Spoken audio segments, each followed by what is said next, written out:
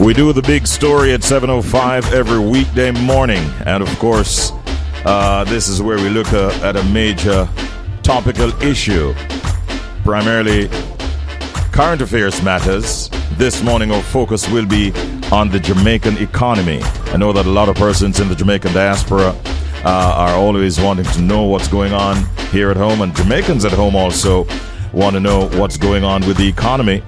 Some of these are matters that we, the average person, can't quite understand or comprehend, so we have to seek the professionals who can break it down in a language that we all can understand. Allow me just to say hello to all our friends in New Jersey, in Quebec, in Canada, in Miami, popping up a whole lot of times, Mount Vernon, New York, Falmouth in Jamaica, Kingston, all over Kingston and Portmore, and Montego Bay. I see Saint-Lamar, I see Brownstown, all across Portmore, as I said, Morro Bay in California, Davie in Florida, our friends in Bayonne in New Jersey, and Brampton in Canada, not to mention the United Kingdom. These are just some of the places that we have numerous listeners right now, and we want to say hello to all of you and thank you for joining us. So this morning, as I said, our focus will be on the Jamaican economy. How well is the economy doing? What are the areas that are doing well, and what are the areas that are not doing so well? All of that we want to talk to this gentleman about. When I mentioned his name earlier, one person said to me, I thought we were going to be talking football, but no, not this morning. We're talking about the economy. Jamaica's economy actually grew by 1.9% in the first quarter of 2023, according to preliminary to estimates from the Planning Institute of Jamaica. The growth has slowed by a decline in housing starts and construction, which has impacted, was impacted by rising housing prices and mortgage rates. The goods producing industry grew by 3%, driven by improvements in mining, agriculture, and manufacturing. The services sector grew by 1.6%, led by electricity and water supply, hotels and restaurants, finance and insurance, and transport, storage, and communication. Those are some facts that are already out there, but we'll get a chance now to break them down in language that we all can understand. And so we're very pleased to welcome financial analyst Dennis Chung, my good friend. Morning, Dennis. How you doing? Hi, morning, Richie. How are you, man? Not too bad at all. Thank you for joining us here, Dennis. Man. Now, we're talking about the economy, not football this morning, Dennis. No. What are your thoughts on the Jamaican economy's growth rate that has been announced for the first quarter of 2023? Yeah, a 1.9% growth rate, I think, is good within the context of the Jamaican economy. I've always mentioned, Richard, you know that I said that once we got out of COVID, we'd settle off at about 1 to 2% per annum. Yes. So it is something I think is good within the context of the Jamaican economy now. And the fact that we've recovered, right? So it means that we've gotten back to the path that we're on, and we're growing at this continuous 1 to 2%. This is good because we have 12 consecutive quarters of growth, which is 3 years of continuous growth.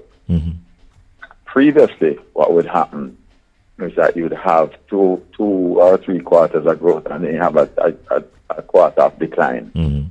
Right? So you go up 2 notches or 3 notches, and you drop back 1. What we're doing now is continuously going up, which is very good, because it means that you're not adding a lot each quarter, and we have to work on that capacity to add more. But what it means is you incrementally, and you know, Richie, that if you continuously save, it is better than saving a lot one time and then spending it off. Yes. Right? So the continuous improvement in the Jamaican economy is good. Now, what we need to do is break it down and look at the areas where we have issues with and deal with those so that we can have greater growth coming. So construction is expected because remember that interest rates are high. People are taking less mortgages, right? It's less affordable to purchase a home. It's less affordable to finance putting up all of these construction sites. So a slowdown in the housing market directly impacts the economy then? it directly impacts the economy. Now, what needs to happen, just as was done in the U.S. coming out of the depression, is that I think that government needs to continue to ramp up its involvement in improving the capital infrastructure, like the road network. That will make up for it, right? So what the U.S. did when it had the depression, in order to encourage growth, what they did is just they went on a building spree, right? Put up the road infrastructure and all of that, and that does have productivity improvement benefits later on also. So there's nothing wrong with doing that. The government also needs to put up more houses, and people tell you that there's a very high demand for affordable housing. So I see that where there's more affordable housing coming to the market from a government perspective and also private sector. If you look at the areas that have done well, tourism, for example, still grows 6%, right? Though that area, right, I think can grow more, even more. I don't think we have adequate rooms. I don't think we have adequate infrastructure. So if you combine the government working more on infrastructure, the work that's happening at the tourism ministry in terms of getting more and more rooms to come on, then it all goes well for the Jamaican economy if we can keep on that path and just improve the little areas that need attention. So the services sector, which includes hotels and restaurants, electricity, water supply, these are some of the areas that we are currently seeing growth in, would you say? Transport, storage, communication? Yeah, that's a good indication, because if you're increasing your electricity and your water and your transportation, it means there's more activity in the economy, right? Because people will demand more electricity for production, right, and for consumption. And also increasing transportation means you're moving people around. And the cornerstone of any economy is moving people around and having greater activity, right? So that's good. What I would love to see is that the supply of electricity is improved more and more in renewables, because then if you have that done, you're actually reducing your demand for foreign exchange, and that helps to grow the economy and keep inflation down. So that's why I say that where we are in terms of structure, the growth that we're seeing is very good. What we need to do is focus on the things that need to be improved. So we're not looking at the overall thing alone and saying, well, we want growth of 3% or so, but what are the little things that needs to be fixed? Because you can have growth, and at the same time you have growth, you have debt, right? But what we want to do is grow without debt. Yeah, right. I see where the PIOJ in their forecast are saying that we could grow by 1.5% to 2.5% for the June quarter. Now, no doubt this growth is going to be dependent on some kind of stability, especially in terms of oil prices. Speak to us about those issues, Dennis. Yeah, so from them speaking about it now, remember that the June quarter is almost done, right? So they would have seen some indication of that. What I think would have affected us, I suspect that in the June quarter, you might see a slippage in agriculture, right, which is why it might be down to 1.5% because of the drought, right? Yeah. So I think that you might see some slippage there. I also think you might see slippage further in construction during that time. But certainly tourism continues to do well, right? I think that tourism is going to continue to grow. I think that the expansion in the services you mentioned, also the electricity and those things, I think those consumptions are going up, and certainly transportation. Yeah. So I think that 1.5%, for me, given the drought situation, would be a good turnout for the economy.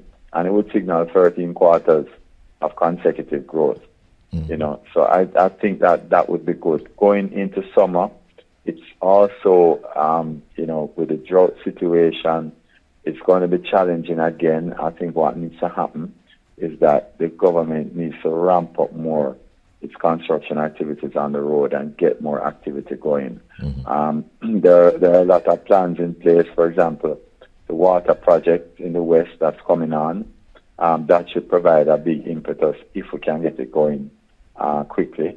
But certainly I think the next quarter is going to be the more challenging one. But then the one after that, which I expect that in the fourth quarter, I expect interest rates are going to start to come down. And I see the signals. I mean, the last one is the BOJ governor saying, well, you know, we want to maintain interest rates within the 4 to 6% range where we are, right? I think that the economy is coming under a little pressure because of interest rates. And therefore, I think that we'll see in the last quarter that the BOJ moves down on interest rates. I think that will cause the stock market to start to recover a little bit. Shall we focus a little bit on the mining industry and what is happening there? Well, the mining industry, you know, it has recovered. I expect it to continue to recover. Of course, it depends on the demand for commodities worldwide. So that's going to depend a lot on the recovery in the global economy. The big problems for me in the global economy right now is the wars that are happening. Yes. Right? With some of that could help to drive the commodities market. You know, when you look at it, it's contradictory. But also, very importantly, also, which is a challenge we face in Jamaica, also, is the matter of climate change and the disasters that are happening around the world. I think that is certainly in 2024 to 2025 is going to impact. And, you know, we have to watch and see what happens, especially with the hurricane season coming up now. Yeah. You know, that is a challenge, and we have to, as a country, be prepared for that, because that can set back our growth significantly. I think that I was at a function yesterday where the Prime Minister spoke about this and spoke about the greater resilience that Jamaica has to deal with disasters. And that's true, because what we've seen in the past is that when we had a disaster like flooding, then we saw the economy shrink. Over the past 3 years, as you say, we've been growing consecutively every quarter, and we've had disasters. That's because we've had greater resilience. One of the things I said yesterday, because I don't know if you know, Richie, I was appointed chairman of ODPEM. Yes. Right? One of the things I said yesterday is that we have made a lot of progress, and that progress, Richie, for people like me and you who are well over the age, right? We remember Hurricane Gilbert, right? And the fact today, you know, the people who weren't around those days didn't know that when we got back electricity in 2 days in those days, we're considered very lucky. Yes. Because for weeks you were eating bully beef. Right? Nowadays, if you don't get back your electricity in 2 days, you say, boy, the government or the authorities don't know what they're doing. So we've made a lot of progress in terms of our resilience, and I think that we will be able to weather the storm of disasters going into the future. But the biggest issue for me right now in terms of disasters is really climate change. I think that's a major problem for the world. Yeah. And therefore that is going to determine a lot of what happens. But I think that Jamaica, certainly for the foreseeable 2 to 3 quarters, is still going to continue to grow. In your forecast, are you also seeing a stability in terms of foreign exchange rates and supply? All right. So what I think is going to be important, so tourism, I think it will continue to grow. Now, unless there's some external shock, right, or something serious like the water supply, for example, in the West is a major inhibitor to tourism, right? I know that something is being done about that. More long-term, but short-term measures are being taken. But I think that from the foreign exchange side, the way for us to really get a handle on that, and that's going to determine for me, I mean, as the economy grows, then are we going to be moving more and more towards renewable energy? Mm-hmm. Because a significant part of our import bill is oil related. If the economy grows, if there is more activity happening in the economy, and we don't change that relationship with fossil fuels and move towards renewables, then people are going to demand it more and more. And as climate change gets worse, which again comes into threat, you realize, Richie, you're using more air conditioning, right? Yes. And that sort of thing, right? That is a greater demand for energy, right? So what we need to do from a fiscal policy point of view, and this is why I was saying about 2 days ago that fiscal policy is really going to be important in determining inflation and exchange rate.